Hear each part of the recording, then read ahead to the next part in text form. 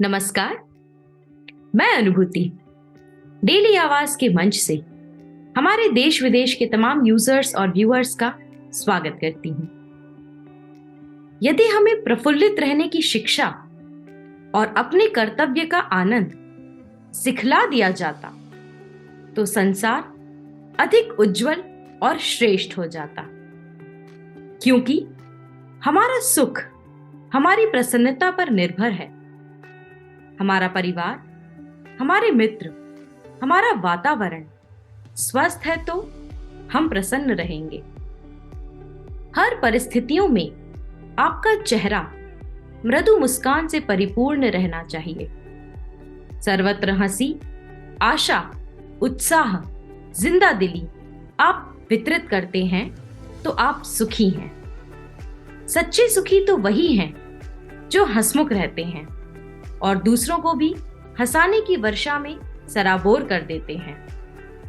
Daily आवाज की team DA आज आपको अपने साक्षात्कारों की श्रृंखला में ऐसे ही एक व्यक्ति से मिलवाने जा रही है जो अपनी कला द्वारा श्रोताओं में हंसी को बिखेर कर महका देते हैं। इन स्टैंड अप कॉमेडियन का नाम है उदय दाहिया। उदय दाहिया जी ने स्टैंड अप कॉमेडियनों के बीच अपनी एक खास और अलग पहचान बनाने में कामयाबी हासिल की है। छोटे पर्दे से सफलता हासिल करते हुए आज उनकी गिनती कॉमेडियन स्टार्स में होने लगी है।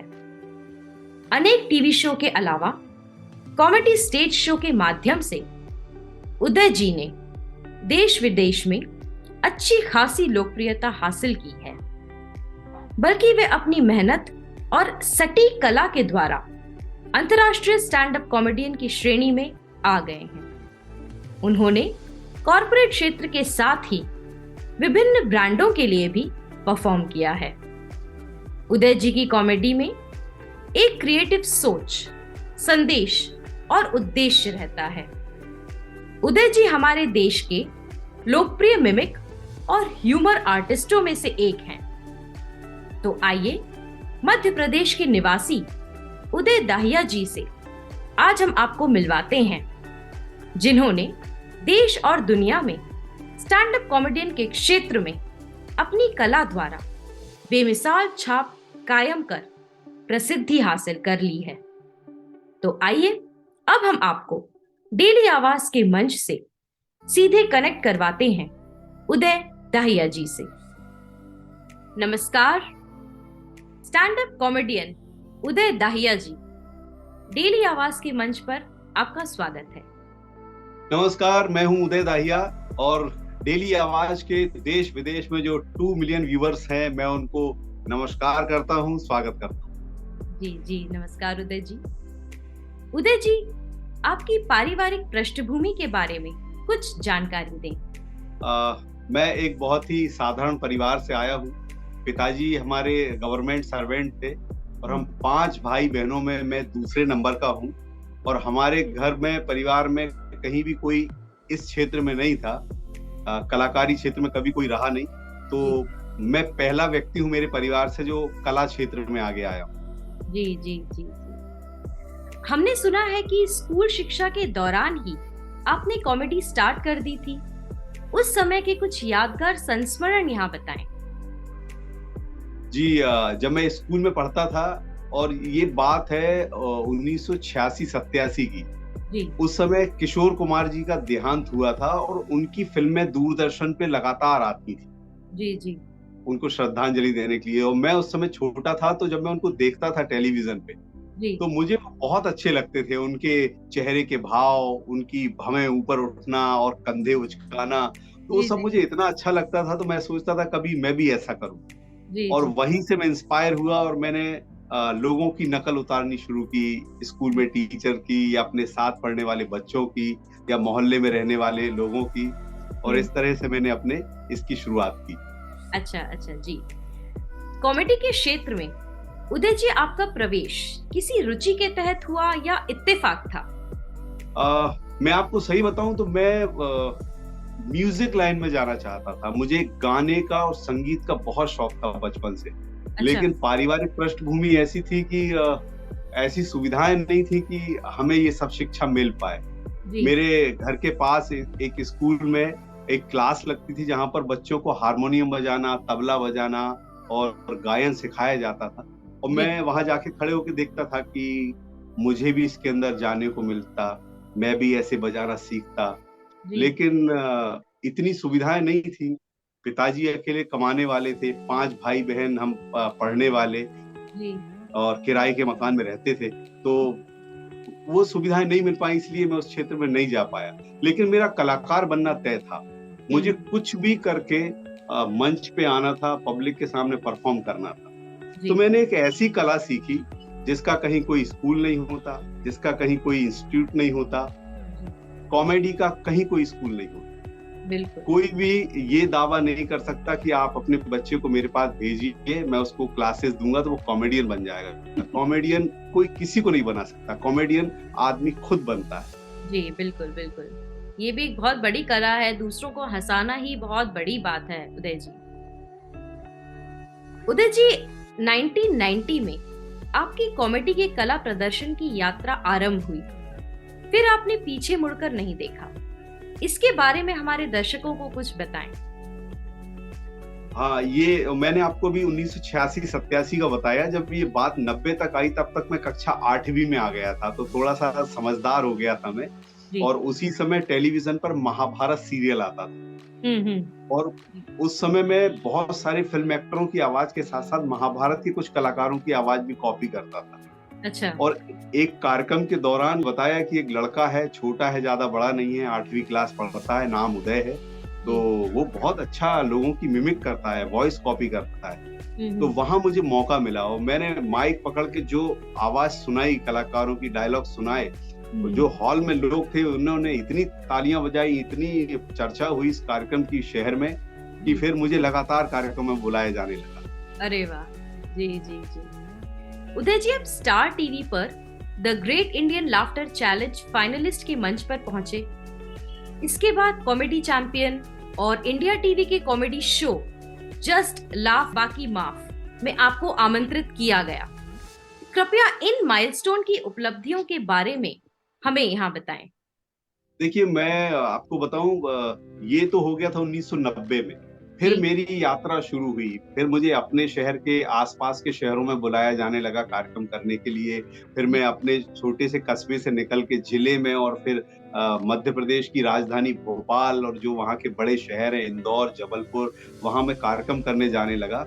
और इस दौरान 1990 से 2005 तक ये 15 साल का मेरा जो सफर था, इसने मुझे वहाँ लोकल क्षेत्र में इतना प्रसिद्ध कर दिया कि जब स्टार टीवी के कार्यक्रम के ऑडिशन के लिए एक टीम मुंबई से मध्य प्रदेश आई और उन्होंने जिससे भी ये चर्चा की कि हमको एक स्टैंड अप कॉमेडियन चाहिए, कौन यहाँ पर अच्छा परफॉर्म करता है, तो ये मेरा सौभाग्य है कि जितने भी संस्थाएं थी उनने सबने कहा कि उदय दाहिया को आप बुलाइए, वो बहुत अच्छा सुनाते हैं। क्या बात है सर। और मुझे स्टार टीवी वालों का फोन आया मेरे घर पे और मुझे उन्होंने बुलाया। और एक बड़ा मजेदार किस्सा ये है कि ज्यादातर इस तरह के जब कंपटीशन होते हैं, रियलिटी शो, तो बड़ी भीड़ लगती है और लोग बड़ी कोशिश करते हैं कि उनका इसमें सिलेक्शन हो, उनको मौका मिले। लेकिन मैं एक इकलौता ऐसा कलाकार हूँ जिसने रियलिटी शो के ऑडिशन में जाने का उस जो टीम आई थी उनसे चार्ज किया था। मैंने उनसे 3000 रुपए लिए थे, तब मैंने ऑडिशन दिया था। अरे वाह। क्योंकि मैं उस समय कार्यक्रमों में इतना व्यस्त था और मुझे बिल्कुल पता नहीं था कि ये टीवी का क्या कार्यक्रम है, किस तरह का बन रहा है। और मुझे उस समय 3-4 हजार रुपए मिलते थे एक कार्यक्रम को करने के। तो मैंने उनको कहा कि भाई मैं आपके ऑडिशन देने नहीं आऊंगा, मेरा एक शो छूट जाएगा, मुझे 3000 रुपए का नुकसान होगा। तो उन्होंने कहा कि हम आपको 3000 रुपए देंगे, आप ऑडिशन देने आए। क्या बात है सर, क्या बात है जी। आपकी वो कॉमेडी जिसने आपको सबसे ज्यादा प्रभावित किया, उसकी कुछ झलकें हमारे दर्शकों के लिए भी सुना दीजिए। जरूर जरूर जरूर। देखिए, स्टार टीवी का एक कार्यक्रम आया लाफ्टर चैलेंज, इसके बाद तो भगवान की कृपा हुई, पूरी देश दुनिया में लोगों ने देखा मुझे। और उसी के कारण मुझे जस्ट लाफ बाकी माफ इंडिया टीवी का एक बड़ा शो, जो कि एक कलाकार को पूरे 1 घंटे का मौका देता है इतने बड़े चैनल पे, उस पे उन्होंने बुलाया मुझे। स्टार टीवी के और भी दूसरे कार्यक्रम, सिंटा सुपरस्टार का जलवा, इधर सब टीवी पे कॉमेडी चैंपियन, सहारा चैनल पे कॉमेडी, बहुत सारे ऐसे कार्यक्रम आए। मैं बहुत सारे कार्यक्रम सुनाते सुनाते लोगों के बीच में पॉपुलर हो रहा था। इसी बीच मेरा एक कार्यक्रम अफ्रीका में हुआ। तो अफ्रीका में मैं गया जब कार्यक्रम करने, तो वहाँ एक जोक क्रिएट हुआ जो मेरे ऊपर था, जो बहुत पॉपुलर हुआ, वो मैं आपको सुनाता हूँ। वो मैंने दिल्ली में एक कार्यक्रम में सुनाया था। उस समय वहाँ पर हमारे देश के राष्ट्रपति अब्दुल कलाम जी वहाँ पर कार्यक्रम के मुख्य अतिथि थे, और उन्होंने जब ये जोक सुना था तो उन्होंने आकर मुझे पीठ पे हाथ रखा और बोले, ये कमाल जोक सुनाया है और इतना अच्छा जोक कैसे क्रिएट किया। मैंने कहा ये सब मैंने बनाया है। वो हुआ है कि मैं जैसे ही टेलीविजन पर आया तो मुझे हिंदुस्तान के अलावा पूरी दुनिया ने देख लिया, अफ्रीका वालों ने भी देख लिया। तो वो देखकर बोले, ये गलती से हिंदुस्तान पहुंच गया, ये अपने जैसा दिखता है। तो उन्होंने मुझे अफ्रीका बुला लिया कार्यक्रम करने के लिए, केप टाउन, डरबन। और जब मैं वहां पहुंचा तो जो आयोजक थे वो मुझे देखकर बोले, एक बात बताओ, आपकी आंखें देख के लगता है आप चीनी हो, बाल देख के लगता है नेपाली हो, कलर से अफ्रीका वाले लग रहे हो, भाषा से हिंदुस्तानी लग रहे हो, आखिर आप हो क्या? हम हिंदुस्तान के आदमी किसी की बात कभी खाली नहीं जाने देते। मैंने कहा आपको अभी भी समझ में नहीं आया, संयुक्त राष्ट्र संघ मैं ही हूँ। क्या बात है सर।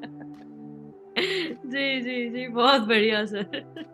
तो इस तरह के जोक मैं अपने आप पे क्रिएट करता हूँ, बनाता हूँ, और इसीलिए लोग उसको पसंद करते हैं कि जब आप कुछ खुद बनाते हैं, कुछ क्रिएट करते हैं, कोई रचना बनाते हैं, तो प्रसिद्ध होते हैं। बिल्कुल बिल्कुल सही बात कही है सर आपने। सर, आपकी वो कॉमेडी जिसने आपको प्रारंभिक तौर पर सबसे ज्यादा लोकप्रिय किया, उसका अनुभव और स्मृति यहाँ शेयर करेंगे तो हमें अच्छा लगेगा। क्योंकि मैं मध्य प्रदेश का हूँ, और जब आप किसी छोटे कस्बे में रहते हैं, किसी प्रदेश में रहते हैं, तो स्वाभाविक तौर पे आप वहाँ की जब रीजनल लैंग्वेज में कुछ सुनाते हैं तो वो लोगों को ज्यादा भाता है, और वही आपको उस क्षेत्र में प्रसिद्ध करता है, और वही प्रसिद्धि आपको फिर बाहर ले जाती है।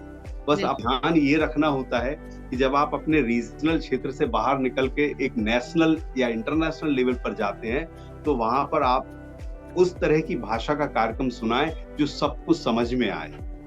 और अभी मैं जिस चैनल पे प्रोग्राम आपके यहाँ ये इंटरव्यू कर रहा हूँ, इसके पूरे देश और विदेशों में भी व्यूअर्स हैं, पूरी दुनिया में है। तो वो रीजनल लैंग्वेज का कुछ सुनाऊंगा तो उन लोगों को समझ में नहीं आ पाएगा, इसलिए मैं उसको नहीं सुना रहा हूँ। मैं ऐसी भाषा का सुनाऊंगा जो सब लोग समझ सकें। जी जी, बिल्कुल बिल्कुल सर। मुंबई जब मैं नया नया आया, मुझे यहाँ की भाषा नहीं आती थी, तो मैंने फिर भाषा नहीं आती थी, तो मैं एक बस में चढ़ा, मेरे सामने एक लड़की खड़ी थी, वो बोली लव कर, मैं उसके चक्कर में 4 स्टेशन आगे चला गया। बाद में पता चला वो मराठी में बोल रही थी, लव कर का मतलब जल्दी कर, मुझे उतरना है। जी जी जी। तो भाषा का ज्ञान होना जरूरी है, ना हो तो हंसी नहीं छूटती है। बिल्कुल बिल्कुल बिल्कुल उदय जी। आपने कॉर्पोरेट क्षेत्र के अलावा कई ब्रांडों के लिए भी परफॉर्म किया है, यह अनुभव कैसा रहा? बहुत सुखद अनुभव था, क्योंकि जिन ब्रांड्स को हम टेलीविजन पर देखते थे, अखबारों में छपा देखते थे, बड़े होर्डिंग पे लगे देखते थे, और उन्हीं ब्रांड्स के होर्डिंग के नीचे हम प्रोग्राम कर रहे हैं। तो ऐसे बहुत बड़े बड़े प्रोडक्ट ऐसे हैं जिनकी लॉन्चिंग पे मैंने प्रोग्राम किए हैं, मेरे वहां पे परफॉर्मेंस हुई है। उदय जी, कॉमेडी के क्षेत्र में देश दुनिया में आप अपना आइडल किसे मानते हैं? देखिए, कॉमेडी एक ऐसी विधा है कि इसमें हर कलाकार का अपना एक अलग सुनाने का तरीका होता है, सबका अपना एक स्टाइल है और सबका अपना एक फ्लेवर है। तो हमको किसी एक व्यक्ति से नहीं है, हम इस क्षेत्र में बहुत सारे गुरु होते हैं। किसी का बोलने का अंदाज अच्छा होता है, किसी की बॉडी लैंग्वेज अच्छी होती है, किसी का ठहराव अच्छा होता है, किसी का थॉट बहुत अच्छा होता है। तो हमको जहां से जो अच्छा मिलता है वहां से हम वो लेते जाते हैं और उनको अपना गुरु मानते जाते हैं। तो मेरे बहुत सारे गुरु हैं, जो मुझे कुछ सिखाता है वो मेरा गुरु होता है। और कई बार तो जो हमसे उम्र में छोटे हैं, जो नए कॉमेडियन हैं, उनसे भी सीखने को मिलता है, क्योंकि ये टेक्निकल दुनिया है, टेक्निक वाली दुनिया है, हमेशा नई चीजें आ रही हैं। हमने जो देखा है अपनी लाइफ में वो हमने नहीं देखा जो अभी नए बच्चे देख रहे हैं, जो अभी 20-22 साल के नए उम्र के हैं। उनके पास टेक्नोलॉजी ज्यादा है तो वो ज्यादा जानते हैं, तो कई बार उनसे कुछ ऐसी चीजें पता चलती जो हमें नहीं मालूम। तो जो भी हमको सिखाता है वो सब हमारे गुरु। जी जी बिल्कुल, बहुत सही बात कही है उदय जी आपने। उदय जी, जैसा कि आपने जिक्र किया था कि एक रीजनल लैंग्वेज में भी एक कॉमेडी सुना दीजिए सर, ये हमारी पर्सनल रिक्वेस्ट है आपसे। अच्छा जी। जी रीजनल लैंग्वेज में कैसे कॉमेडी हो जाती है? एक बड़ा ही पुण्य पावन कार्य माना जाता है। अपने अमावस पूर्णिमा के दिन लोग नर्मदा स्नान करने जाते हैं और यहाँ पर आवागमन के ज्यादा साधन नहीं है, पहले तो और भी नहीं थे। एक टेम्पो चलता 3 पहिए का, आपने देखा होगा। उस 3 पहिए के वाहन में बैठ के लोग नर्मदा स्नान करने जाते हैं। तो एक परिवार, गांव की महिला है, अपने यहाँ के क्षेत्र की भाषा की, उनके घर में रात को तैयारी शुरू हुई है कि कल सुबह हमको नर्मदा में स्नान करने जाना है। शुद्ध होशंगाबाद जिले की भाषा में वो दोनों बात करते हैं, पति पत्नी। उनका लड़का था छोटा, तो लड़का थोड़ा काला था, तो उसका नाम रख दिया था करिया। अब आगे जाके क्या हुआ, वो कैसे नर्मदा जी गए, वो सारी घटना वो महिला आकर अपने पड़ोस की महिला को बता रही है। क्या बताया उसने? बोली, कल का भवाई ये करिया दादा कहन लगे चल तू नर्मदा सपड़ विधान लंग। तो भाई हमने रात के बाद केट नर्मदा धोती के लपेट के धरी और भंसारे उठ के हमने करे बास के हाथ में ले गए। तो ये करिया दादा आगे आगे चल रही, मैं इनके पीछे पीछे चल रही और आगे जा रहे। तो भाई देख बस में कर गई थी। मैंने कही का करिया दादा अब का हुई है? तो कहने लगे कच्छ नहीं हो, चुपचाप मेरे पीछे चलिया। तो आगे जान के देखो जी तो क्या सो 3 को डब्बा से ठाड़ो बाको आगे से संगरिया दिया सो मो। तो मैंने कच्चा दादा शिकार करिया दादा जो का तो कहने लगे जाको ना टेम्पो है। तो मैंने कहा भगवान जान का हुई है जहाँ में। तो ये करिया दादा तो ड्राइवर के बगल वाली सीट में बैठ गए भाई और मेरे का पीछे पटिया में बैठा दी। बेटी सोच रही है भगवान जान का हुई है जहाँ में। तो भाई ये कि तो बड़ो करिया सोना मानवा को ढकना ऊंचा कर। अब मैं सोच रही भाई अब भगवान जान का हुई है जहाँ में। जी बहाने कुप्पा भर के पानी ले और वहाँ में ले देखो तो बहाने गाट एक कुप्पा पानी पी लो। मैंने कही वो मेरे राम जो की अब भगवान तो भाई का तोड़ करिए मोड़ा तो वहां एक रस्सी निकाली के बोनट में गया तो चका पेट और रस्सी का पेट के बाने एक पाँव टेम्पू के टायर में धरो। वो ड्राइवर ने आके नीचे तो कछु 500 जमा बैठ के और वह मोड़ा ने रस्सी हाथ में लाई और टायर के पाँव धर के वह ड्राइवर से कहने लगो तो भाई ड्राइवर ने भी कह दी हूँ बच्चे ऐसे भाई वाला हूँ कहीं तो मैंने जोर से खेल तांदा फटफटा के चालू हो अब मैंने कहा भगवान ना तो भाई को ये तो तक लगा रहा अब भाई बता लगा रहा अब भगवान ना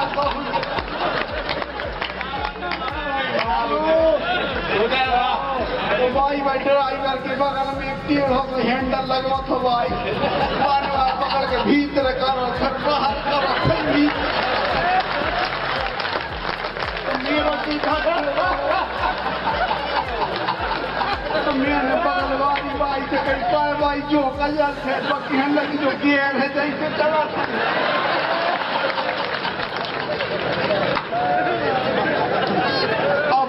धीरे धीरे आगे बढ़ो तो डगमगा तो चलो जा रहा हो और एक रफ्ता पे धीरे धीरे चढ़ रहा हो। तो मैंने कहीं काय ड्राइवर भैया जो ऐसा चढ़ा ऐसा न हो जा तो तू रोक दे तो मैं उतर जाऊं। उसके हैंडल को रोकत नहीं हूँ, रोकूं जो पीछे लड़क जे है। तो मैंने कहीं फिर लगे जान दे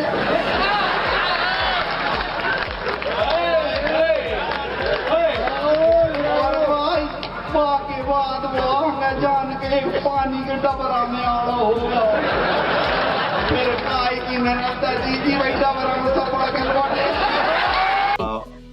जैसे एक छोटा सा जोक था कि एक ऑफिस में एक ऐसे आदमी की जरूरत थी जो कम से कम शब्दों में अपनी बात को पूरा करे।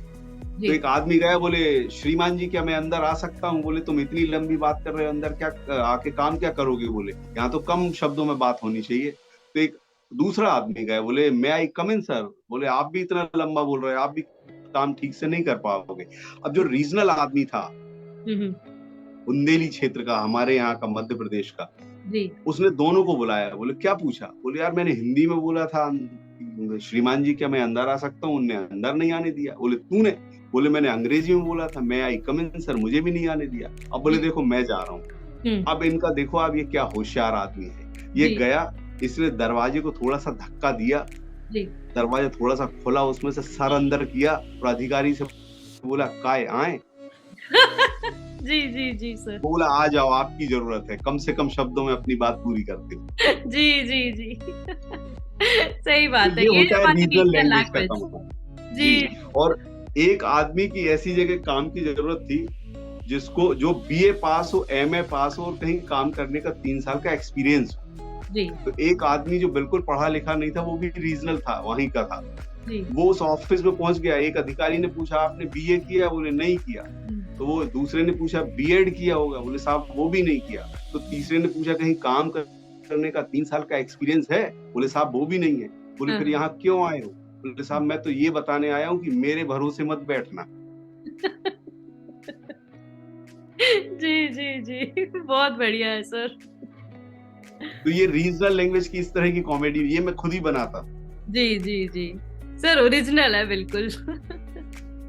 जी उदय जी, बॉलीवुड में आपका कॉमेडी युक्त सर्वाधिक गाना कौन सा प्रिय है, उसे जरा सुना दीजिए।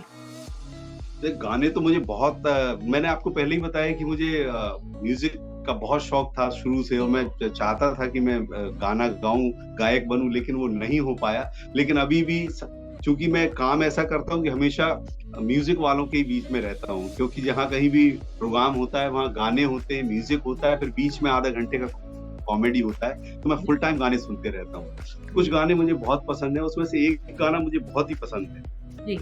वो डॉन फिल्म का एक गाना है, जिसका मुझे था इंतजार, जिसके लिए दिल था बेकरार, वो घड़ी आ गई है, प्यार में हद से गुजर जाना है, मार देना है तुझको या मर जाना है। क्या बात है सर, सर बहुत बढ़िया सर गाते हैं आप तो। मेरा सुर बराबर नहीं है क्योंकि मैं नहीं सीख सर, पाया, लेकिन मुझे काफी शौक सुरीला बहुत था। ईश्वर ने मुझे थोड़ा सा दिया था, वो निखर जाता तो बहुत अच्छा हो जाता। जी जी, नहीं फिर भी सर आप बहुत सुरीले। सर इसी बात पे एक और सॉन्ग। अच्छा जी, एक गाना मुझे और बहुत अच्छा लगता है, वो भी एक्चुअली मैं किशोर जी को बहुत पसंद करता हूँ, किशोर कुमार जी को। किशोर कुमार जी का एक गाना मुझे बहुत पसंद है, वो गाना है, हाल क्या है दिलों का न पूछो सनम, हाल क्या है दिलों का न पूछो सनम, आपका मुस्कुराना गजब ढा गया, हाल क्या है दिलों का न पूछो सनम, देखो लहराया मस्ती भरी छाँव में, देखो लहराया मस्ती भरी छाँव में, बांध दो आज घुंघरू मेरे पाँव में, बांध दो आज घुंघरू मेरे पाँव में, मैं बहकता नहीं था मगर क्या करूं, मैं बहकता नहीं था मगर क्या करूं, आज मौसम सुहाना गजब ढा गया, हाल क्या है दिलों का न पूछो सनम। बहुत बढ़िया सर, बहुत बढ़िया। थैंक यू सर कॉमेडी के साथ साथ आप तो बहुत अच्छे सिंगर भी हैं। अरे ये मैं थोड़ा थोड़ा गा लेता हूँ क्योंकि आजकल कॉमेडी में कई बार गाना भी पड़ता है थोड़ा सा। जी जी जी बिल्कुल बिल्कुल बिल्कुल। उदय जी, देश और विदेश में अभी तक आप कितने कॉमेडी शो कर चुके हैं, उसके कुछ विशेष संस्मरण कॉमेडी के साथ यहाँ शेयर करेंगे तो हमें अच्छा लगेगा। जी बिल्कुल। मैंने लगभग 18 साल तो मुझे मुंबई में हो गया स्टार टीवी के प्रोग्राम में आए हुए, और उसके पहले भी मैं 10-12 साल से स्टेज पे प्रोग्राम कर रहा था। तो एक लगभग 30 साल से मैं स्टेज पर हूँ। इस दौरान हिंदुस्तान में मैंने पूरा हिंदुस्तान देखा है, अटक से कटक, कश्मीर से कन्याकुमारी, पूरे देश में मैंने प्रोग्राम किए हैं। हिंदुस्तान के बाहर भी कई देशों की यात्राएं हुई हैं, और कई तरह की यात्राएं होती हैं हमारी। जैसे हिंदुस्तान में एक जगह मैं प्रोग्राम करने गया था, तो मैं अपने ही देश में, लेकिन इतना टाइम लगा था कि मुझे लगा इतने में तो मैं अमेरिका प्रोग्राम करके आ सकता था जाके। मैं गया था कैलाश किन्नौर, जो कि हिमाचल प्रदेश का आखिरी छोर है, और वहां से भारत का आखिरी गांव उधर पड़ता है। उसके बाद चीन शुरू हो जाता है, तो वहां जाने में हमको 2 दिन का टाइम लगा था। 2 दिन में हम वहां पहुंचे थे, और इतना ठंडा होता है, साल में 4 महीने बर्फ जमी रहती है, माइनस टेम्परेचर रहता है वहां पर एकदम। और 1-2 दिन की यात्रा के बाद जब वहां पहुंचे तो ऑक्सीजन भी कम हो जाती है, तो मुझे चक्कर आ गया था, मैं गिर गया था, मुझे भी याद नहीं। होटल में चक्कर आ गया था। बाद में मुझे जब होश आया तो लोगों ने, जो मेरे साथ के आर्टिस्ट थे, उन्होंने बताया कि भाई तुम गिर गए थे। तो ऐसे अनुभव भी हमको जीवन में देखने पड़ते हैं, हम अपने उसमें कार्यक्रमों के दौरान। और कभी कभी कुछ बड़े मजेदार किस्से होते हैं, ये मैं आपसे जरूर शेयर करूंगा। एक कार्यक्रम में हम लोग जा रहे थे, तो एक मेरे दोस्त हैं, कॉमेडियन है वो, तो उन्होंने कहा एक काम करते हैं, फ्लाइट से नहीं जाते हैं, ओवरनाइट जर्नी है, एक छोटी बस होती है, मिनी बस, वो कर लेते हैं, उसमें 35 लोग बैठ जाते हैं। तो हम तो 20 कलाकार हैं, सब चलते हैं।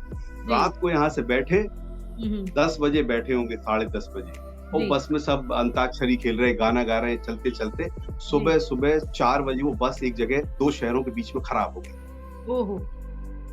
अब सब नींद लगने ही वाली थी, सब नीचे उतर के खड़े हो गए, अब क्या होगा।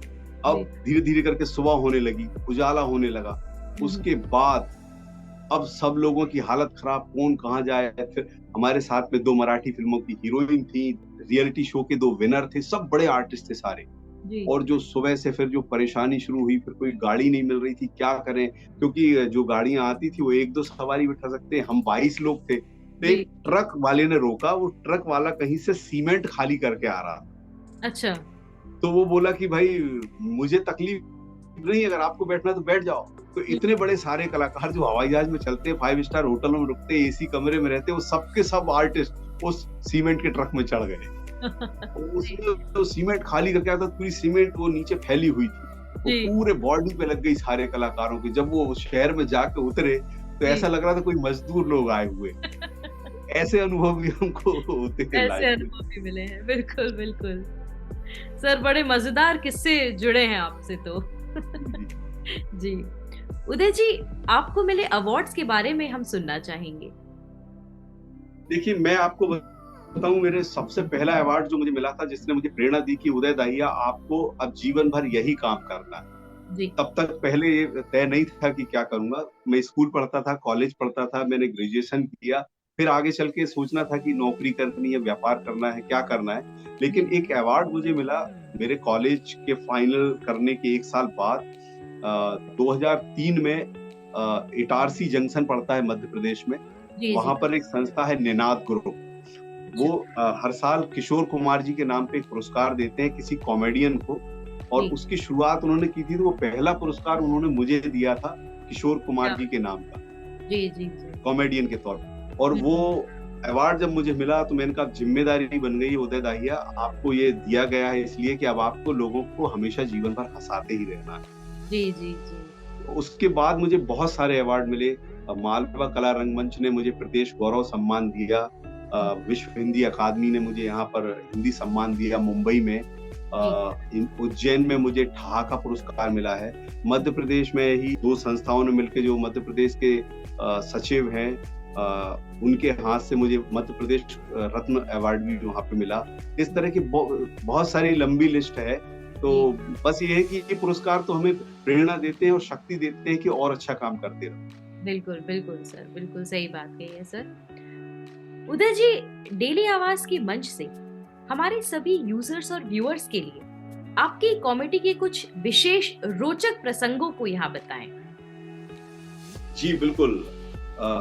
पहले तो डेली आवाज के आपके इतने सारे व्यूअर्स हैं, 2 मिलियन व्यूअर्स, कमाल है। आजकल इतने जुटाना बड़ी मुश्किल बात होती है, लेकिन आप शायद बहुत अच्छा काम करते हैं, इसलिए इतने सारे व्यूअर्स जुड़े हैं आपके साथ, तो इसके लिए आपको बहुत बधाई। Thank you sir. तो मैं कॉमेडी तो हमेशा करते ही रहता हूँ। मेरी कॉमेडी में ज्यादातर मैं कोशिश करता हूँ कि कुछ ऐसा सुनाऊं कि उसमें कॉमेडी के साथ साथ लोगों को कुछ, मैं सिर्फ इंटरटेनमेंट, इन्फोटेनमेंट में विश्वास रखता हूँ कि आदमी का एंटरटेन भी हो और उसको कुछ सीखने को भी मिल जाए। मेरी कॉमेडी ज्यादातर ऐसी होती है। जी जी। तो कभी मैं भाषा पे कॉमेडी करता हूँ, कभी मैं बच्चों पे कॉमेडी करता हूँ, पति पत्नी के संबंधों पे, टेलीविजन के कार्यक्रमों पे, ऐसे अलग अलग सब्जेक्ट को लेके मैं कॉमेडी करते रहता हूँ। और मैं साथ साथ कविताएं भी लिखता हूँ, लेख भी लिखता हूँ। मैं व्यंग लेख लिखता हूँ, मेरे लेख अखबारों में छपते हैं, बहुत सारे अखबारों में छपे हैं लेख। तो वो एक जो व्यंग की धार है, वो मध्य प्रदेश की मिट्टी जो है, नर्मदांचल जो है, आपने पढ़ा भी होगा, जितने भी बड़े व्यंग्यकार हुए हैं उनमें ज्यादातर नाम मध्य प्रदेश के लोगों का है। वो भी मध्य प्रदेश के जबलपुर, इटारसी, इंदौर आसपास यहीं के हैं। चाहे वो हमारे शरद जोशी जी हों, चाहे वो हरिशंकर परसाई जी हों, सारे बड़े व्यंग्यकार मध्य प्रदेश में ही हुए। तो मैं भी वहीं से आया हूं, तो थोड़ा सा असर तो मेरे अंदर भी हो। जी जी जी।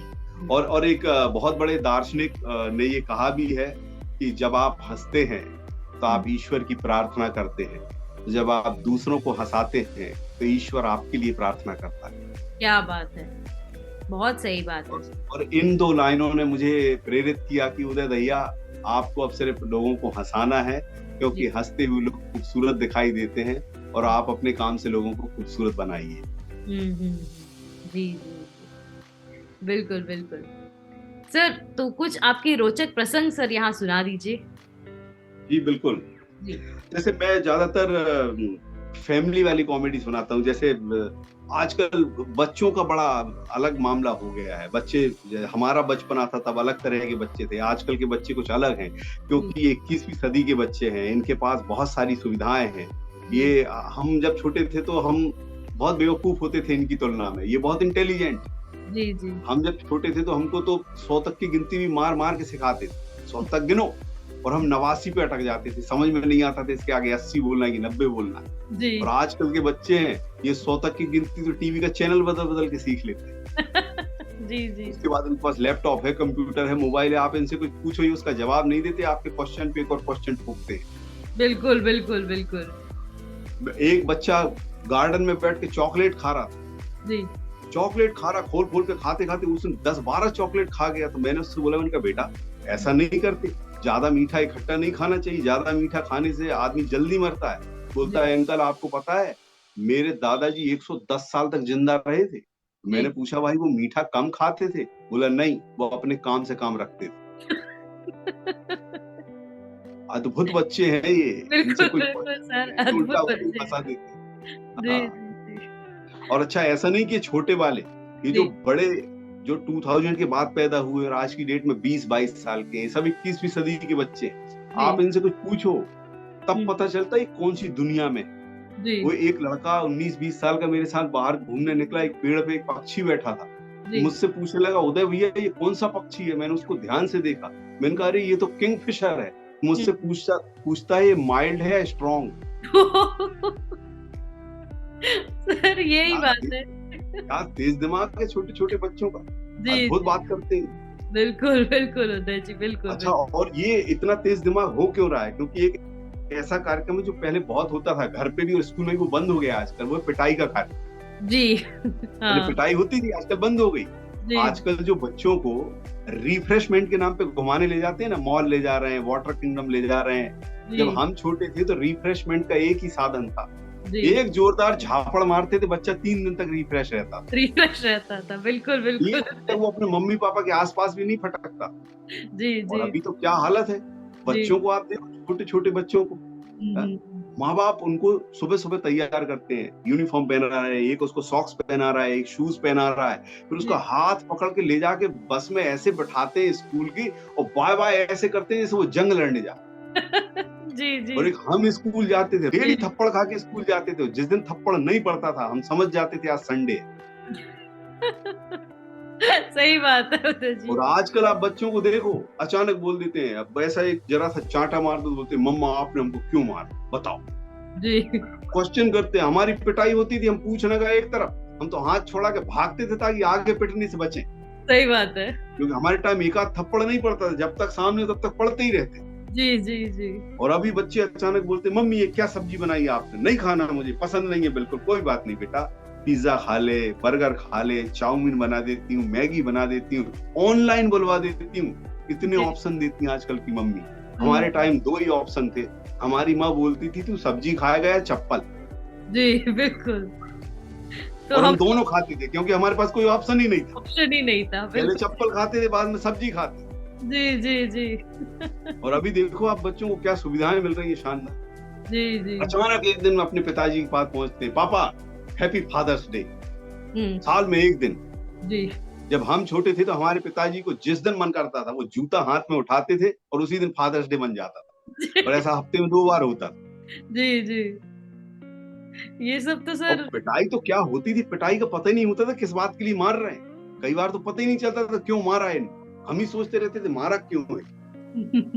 पिटाई ऐसी होती थी, रात को देर तक जाग रहे तो पिटाई, सुबह देर तक सो रहे तो पिटाई, जी नहाने नहीं जा रहे तो पिटाई, बड़ों के नहाने के टाइम बाथरूम में घुस गए तो पिटाई, चप्पल घुमा के आ गए तो पिटाई, किसी और की पहन के आ गए तो पिटाई, जी जहां बड़े लोग बैठे वहां से बार बार निकल रहे थे तो पिटाई, बड़ों ने कुछ पूछ लिया जवाब दे दिया तो पिटाई, बड़ों ने कुछ पूछ लिया जवाब नहीं दिया तो पिटाई, बड़ों को जवाब नहीं देती, किसी को पीट के आ गए तो पिटाई, किसी से पिट के आ गए तो पिटाई। तो कई बार तो इसलिए मारते, इसको 4-5 दिन से नहीं पीटा, आज तो पीट ही दो। जी जी जी। क्या बात। आजकल के बच्चों को कोई मार नहीं सकता, आज के बच्चों की पिटाई करेगा भी नहीं, क्योंकि हमारी इसलिए होती थी क्योंकि हमारा तो स्कूल में नाम लिखाता था 6 साल की उम्र, 5 साल तक हम आवारा होते थे टोटल। ऊपर से ज्वाइंट फैमिली, दादा दादी चाचा बुआ, घर में इतने सारे लोग, 15-25 लोग, 20 कमरे का घर, और हम 5 साल की उम्र तक आवारा। हमारा एक ही काम रहता था, किसी के भी कमरे में घुसना और वहां से पिट के निकलना। क्योंकि जिसके कमरे में घुसते थे कुछ ना कुछ तोड़ फोड़ करते थे, वो पीट के निकालता था। और आजकल के बच्चे ऐसे कि 2 साल के मासूम बच्चे, उनको अपना नाम बोलना नहीं आता और उनका स्कूल में नाम लिखा देते।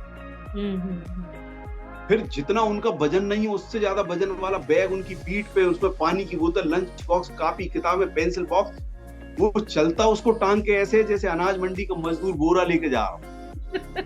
फिर वो बच्चा 90+ मार्क्स लाता और टेंशन की जिंदगी जीता। उसको कोई मार सकता है? कोई नहीं मारेगा। स्कूल से आया, कोचिंग से आया, होमवर्क कर रहा है, हम ही बोलते बेटा कहीं खेलने जाया कर, बोलता पापा टाइम ही नहीं। मैं जब छोटा था तो मैं अपने पिताजी को देख के घबराता था कि मेरे पिताजी कहीं मुझमें 2-4 डर ना दे। मैं बड़ा हो गया हूं तो मैं अपने बच्चे को देख के डरता हूं कि भगवान मेरी औलाद कुछ कर ना दे। सही बात है। मेरे छोटे छोटे बच्चे 90+ मार्क्स लाके टेंशन लेते हैं। मेरे भतीजे के 98% आए, वो टेंशन में बैठा। मैंने कहा क्या हुआ बेटा? बोले चाचा 98% आए। मैंने कहा बेटा जितने नंबर लाके तू टेंशन ले रहा ना, इतने में तेरा बाप और मैं दोनों मिलकर पास होते। हमारे तो आते ही थे 48-49%। जी जी। और हम उसमें खुश रहते थे, मोहल्ले वाले भी खुश रहते थे। लेकिन आजकल के बच्चों को आप देखो, मैं छोटे छोटे आज के बच्चों से एक बात कहना चाहता हूँ जी, आप अपना 100% दीजिए, लेकिन जब रिजल्ट आता है तो उसे एक्सेप्ट कीजिए, क्योंकि ये कागज की डिग्रियों पे लिखे हुए परसेंटेज किसी का भाग्य तय नहीं करते। आप अपने भाग्य के बनाने वाले आप खुद हो। आप जिंदगी में जो चाहोगे वो बन जाओगे। दुनिया में बहुत सारे ऐसे बच्चे हैं जिन्होंने पढ़ाई कम की है, लेकिन कोई ऐसा कीर्तिमान बनाए पूरी दुनिया उनको सलाम ठोकती है। जी, जी। तो पढ़ो लिखो, मजे करो, लेकिन टेंशन मत लो, कुछ ऐसा मत करो कि लोग परेशान। बिल्कुल बिल्कुल, बहुत शानदार बात कही है उदय जी, आपने बहुत शानदार बात कही है। आज का माहौल ही यही है। आज के बच्चों को जो आपने बताया, बिल्कुल उसी प्रकार का माहौल चल रहा है, वही वातावरण है, और बच्चे उसी प्रकार का टेंशन झेल रहे हैं, और साथ में माँ बाप का भी वही हाल है उदय जी। जी जी जी। उदय जी, डेली आवाज के मंच से आप हमारे देश दुनिया के लोगों को अपनी कॉमेडी के माध्यम से क्या संदेश देना चाहेंगे? मैं डेली आवाज के जितने भी व्यूअर्स हैं, दर्शक हैं, मैं एक ही बात कहना चाहता हूँ, दुनिया में आए हो तो खुद भी खुश रहो, दूसरों को खुश रहने दो, और हमेशा दूसरों के खुश होने की वजह बनो। आप ऐसी वजह बनो कि लोग आपसे खुश हों, किसी भी तरह से हों। जरूरी नहीं है कि आप लोगों को जोक सुनाएं, जरूरी नहीं है कि आप किसी को कॉमेडी करके दिखाएं। आप कुछ भी ऐसा काम कर सकते हैं कि आपको देखकर लोग खुश हो जाएं कि ये आदमी आया, बहुत अच्छा आदमी। कुछ भी कर सकते हो आप। हर आदमी को ईश्वर ने कुछ ना कुछ तो ऐसा टैलेंट दिया है कि कुछ कर पाएगा। बहुत खूब बात कही है सर आपने। उदय जी, आपने बहुत ही सिंपल शब्दों में बता दिया है कि खुशी जो है, लोगों को हंसाओ, खुद भी खुश रहो, यही जीवन का मंत्र है। जी जी उदय जी, डेली आवाज के मंच पर आप आए, आपने अपना कीमती समय दिया, इसका बहुत बहुत धन्यवाद। नमस्कार। आपका भी बहुत बहुत धन्यवाद, और डेली आवाज के सभी दर्शकों को मैं एक बार फिर नमस्कार करता हूँ। फिर कभी आपसे मुलाकात होगी। बहुत बहुत धन्यवाद। नमस्कार। नमस्कार।